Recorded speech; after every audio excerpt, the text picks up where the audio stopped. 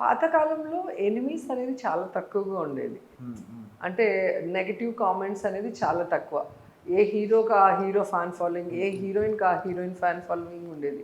ఇప్పుడు pictures opening కానీ 100 days function కానీ లేదా ఆడియో ఫంక్షన్కి వాళ్ళ ఫ్యాన్ ప్రెసిడెంట్స్ వాళ్ళ ఫ్యాన్ ఫాలోయింగ్తో వచ్చి ఒకే హంగామా చేస్తారు. క్రాకర్స్ కానీ ఫ్లవర్స్ ఇది కానీ.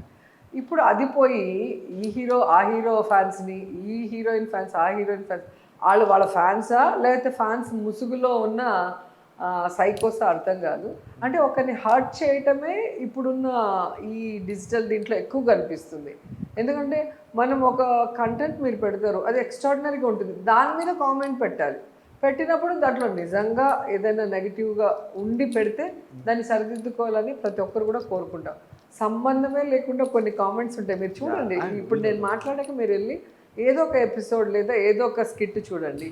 అసలు ఆ స్కిట్లో ఎవరు బాగా చేశారు, ఏం జరిగింది, అది ఎలా ఉంది అనేది ఉండదు, వేరేదో ఉంటుంది. అంటే నెగిటివిటీ ఎక్కువైపోయింది. మనిషి మెంటాలిటీయే నెగిటివ్ ఆలోచించటం, నెగిటివ్గా వెళ్తుంది. సో సైబర్ క్రైమ్స్ కూడా ఎక్కువ అవుతున్నాయి. మీరు చూస్తే దానికి గవర్నమెంట్ ఒక ఫుల్ స్టాప్ పెట్టాలి. ఎందుకంటే ఎంత ప్లస్ ఉందో అంతకు మించి నెగిటివ్ ఉంది. ఆ నెగిటివ్ని అనేది కట్ చేస్తే అసలు అద్భుతం. గవర్నమెంట్ స్ట్రిక్ట్గా దాని మీద పెట్టాలి. ఇప్పుడు మిగతా చోట్ల అట్లా ఉండదు కదా, మన ఇండియాలోనే అలా అయిపోయింది. కొంచెం ఫ్రీడమ్ ఆఫ్ స్పీచ్ ఎక్కువ.